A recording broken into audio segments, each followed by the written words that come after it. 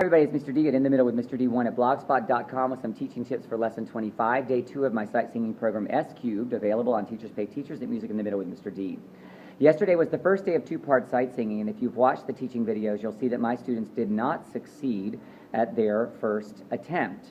And their problem was rhythm. And during the chaos period, I heard that they were struggling. I heard that too many students were treating eighth notes like quarter notes, and I knew that they were going to have trouble, but I just let it go.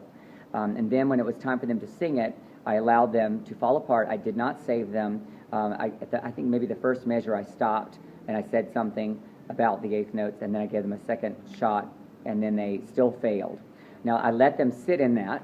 I clapped, and I just kept going until the end, because I think failure is a big part of success in the long term, because it will wake the child up about what their particular weaknesses are, so they won't let that happen in the future. They'll work on that. That's the goal. So we talked about it for a minute, and then I gave them some motivation, and my motivation is the point system. And I said, if you get it right this time, I'll add points, and I'll determine what you get. And they definitely noticed that. So then they sang it again, and they got it nearly perfect.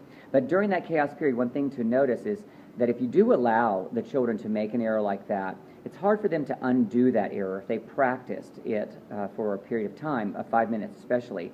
So the students might have known intellectually that they should go faster on the eighth notes, but physically they couldn't make it happen.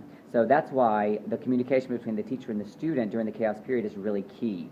Sometimes I talk to them and help them as they're singing it. Sometimes I stop and talk for a moment and then have them sing some more. The more singing they do, the better, but if they're making a mistake over and over and over again, they're likely to make it when it's time to perform it for you. So today, I'm going to talk a lot about comparing the two parts. We need to realize that students who are new to singing and sight singing and young at this age level, they don't notice the difference between unison pitch versus unison rhythm. They don't even notice the term difference sometimes. So that can fly right over their head, and it's really helpful if you know that on the front end and you help them to notice the difference. You can see the warm-up when you get it, but it's basically comparing the parts and finding some survival strategies, unisons and this type of thing, unison rhythm and unison pitch. Then we're going to do the group rhythm exercise, and again, we're focused on the rhythm there. And then when you put up the sight singing example today, focus first on unison rhythm. Where is their unison rhythm? And then focus on unison pitch. So I'm just looking through really quick, and I put some unison pitches near the end because that's always helpful for recovery. When they're doing this difficult stuff, they need every recovery strategy possible.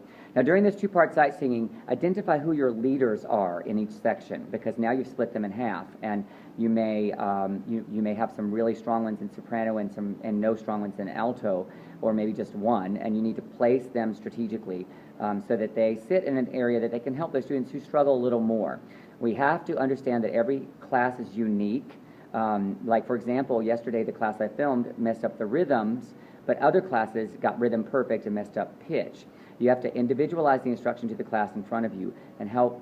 You have to hear what their problems are and then help them fix those specific problems. There are some general ways to teach sight singing for sure, but we have to be very detailed in our approach to each specific class to really help success be more possible.